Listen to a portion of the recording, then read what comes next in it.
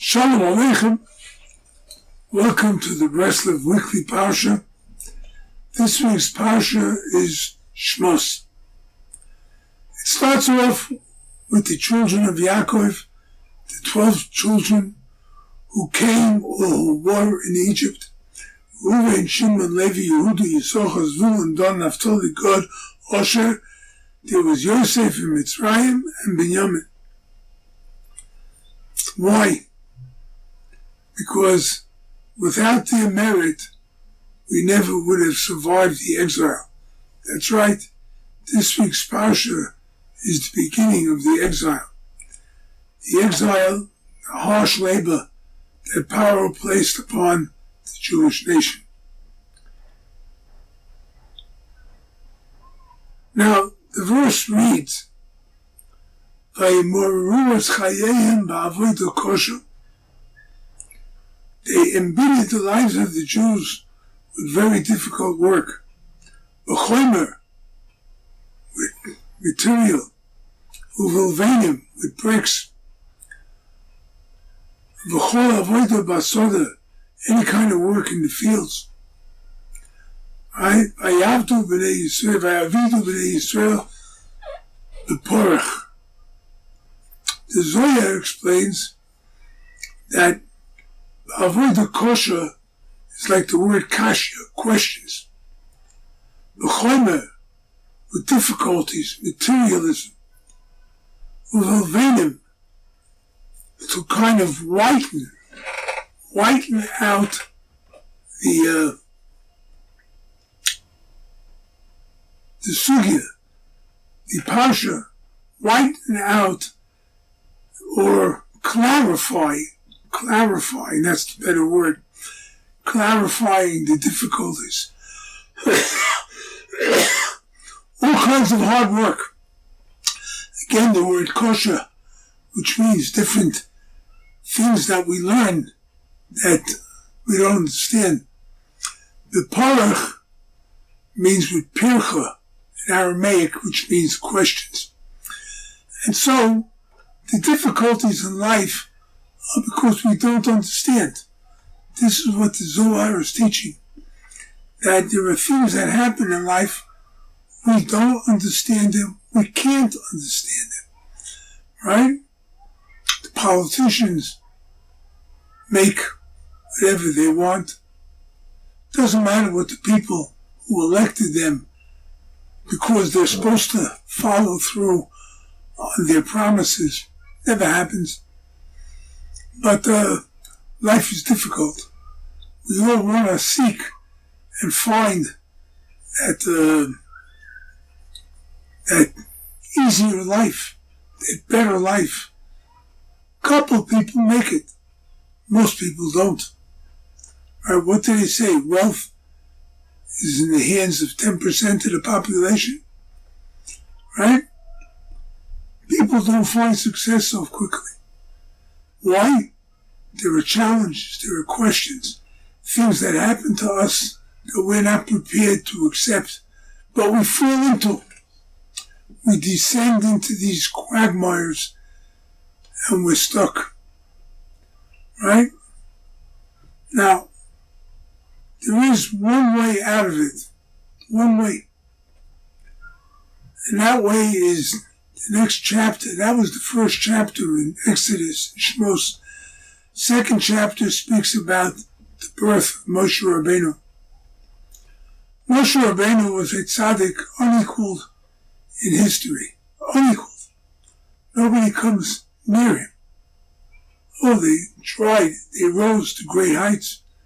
But the heights that Moshe Rabbeinu, nobody approached. And he was hidden in a little ark, small ark, placed in the river. And what would happen to him? Chance happened.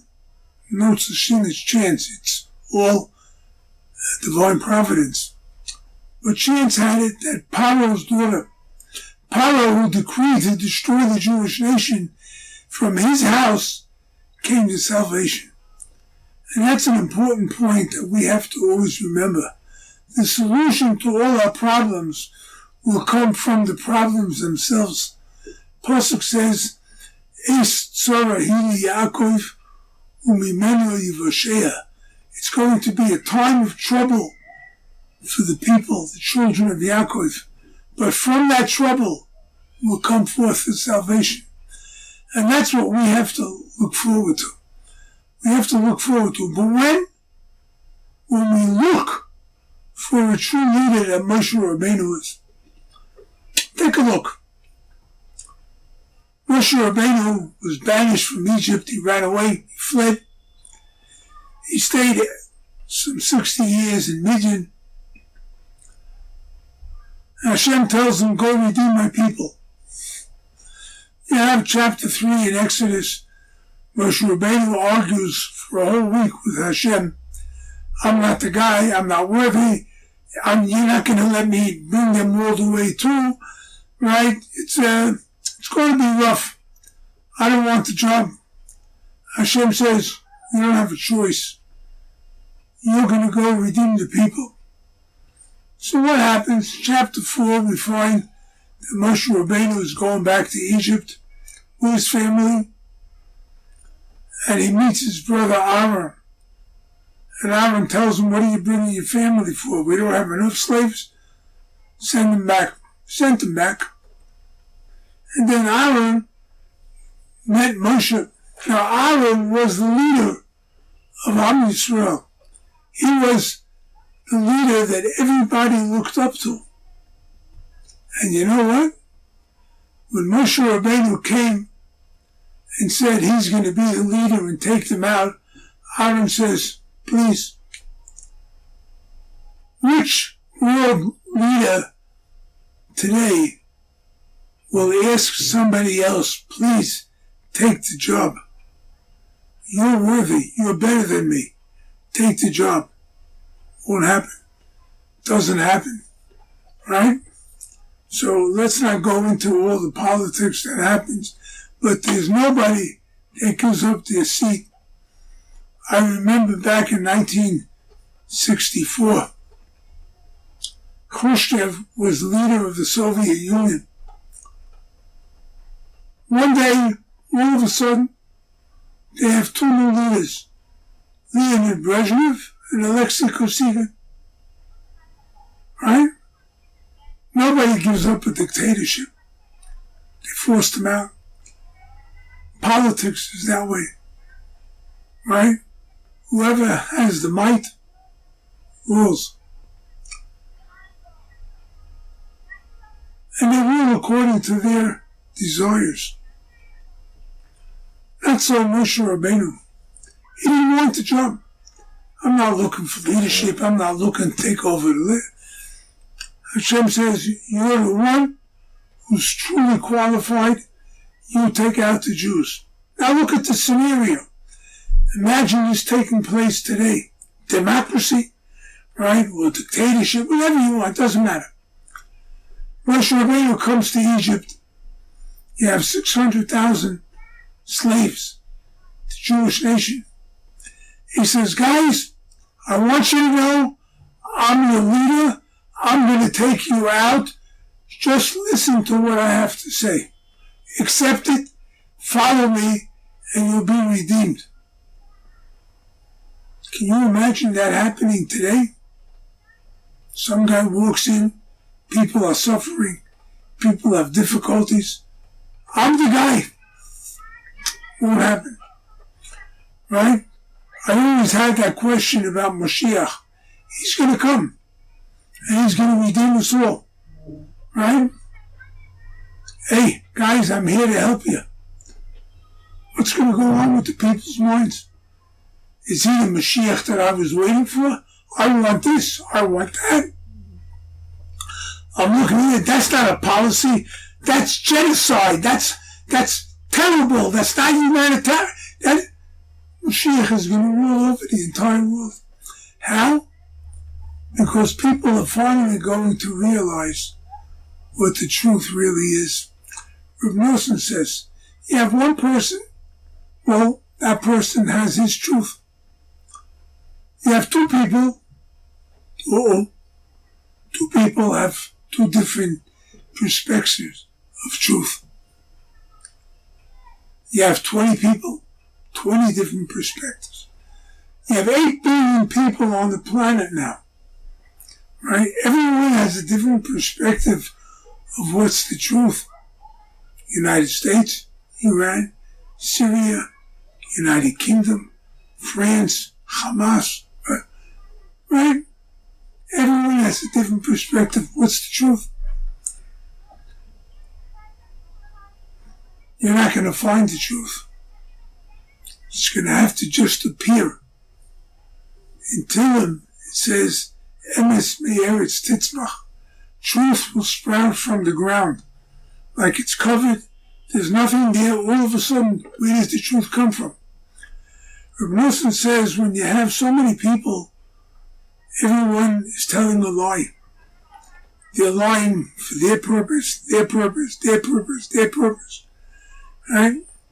How could you ever find the truth? Even Winston Churchill said once, everybody, he said, everybody stumbles over the truth. 99% of the people pick themselves up and keep on going. That's only 1% that will stop, recognize the truth.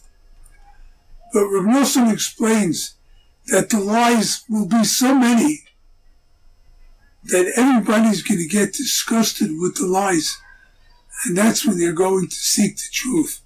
And when that happens, we're going to be able to find Moshiach. Right? Take a look today how the media distorts every single thing that happens in the world. Lies. Every single one of them. CNN, NBC, ABC, CBS, you name it, BBC, they all tell lies. As if they're the authority. The New York Times, all the news that's not fit to print. But that's what happens. Right? But all the lies add up so much that people don't believe anything they say anyway.